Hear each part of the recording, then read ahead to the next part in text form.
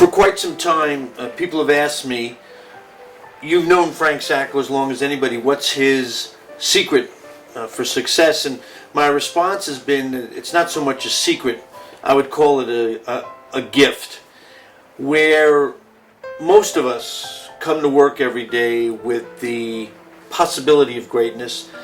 I think since the first day Frank Sacco took over the responsibility of CEO, he has come to work with the promise of greatness. Came up through the system. He didn't skip any steps.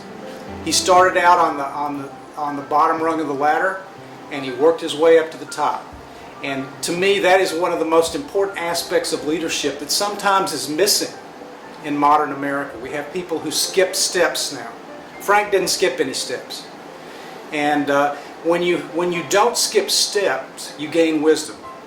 I remember a time I had been here a couple of years and I was summoned to his office. I call it summoned to the throne room because I had announced that I was leaving. I was going to a big children's hospital, and that I was frustrated. And Frank spoke with me and he asked me what the problem was. And I said, well, I can't get this and I can't get that, and there's no pediatric radiology, and I'm very, very discouraged about the way things are going here. And he said to me, so you're uncertain about the future? And I said, exactly.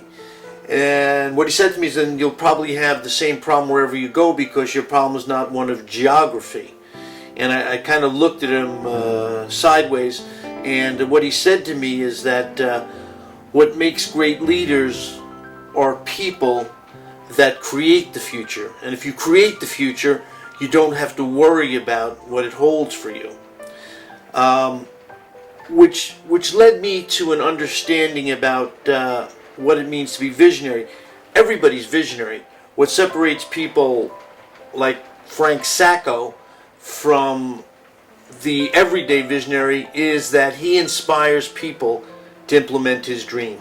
Frank is many things to many people, but to me, he's the opportunity to do this. Frank and several other leaders of Memorial Healthcare allowed Dr. David Bimston and I to found the Memorial Center for Integrative Endocrine Surgery here.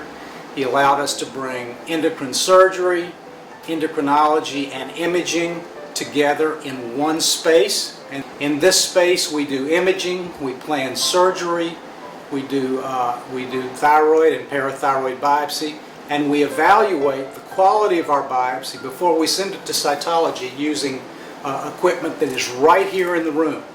So we bring all of the aspects of care to one space, and we execute all the aspects of care with the patient right here. I wish him the absolute best in his retired career. I can't imagine that he will really stay retired.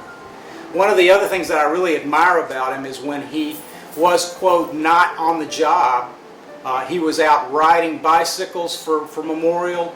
He was out doing healthful things for Memorial. I hope that he keeps doing those, and I wish him the best in his retired career. And whenever I say retired and think about Frank Sacco, that retired has little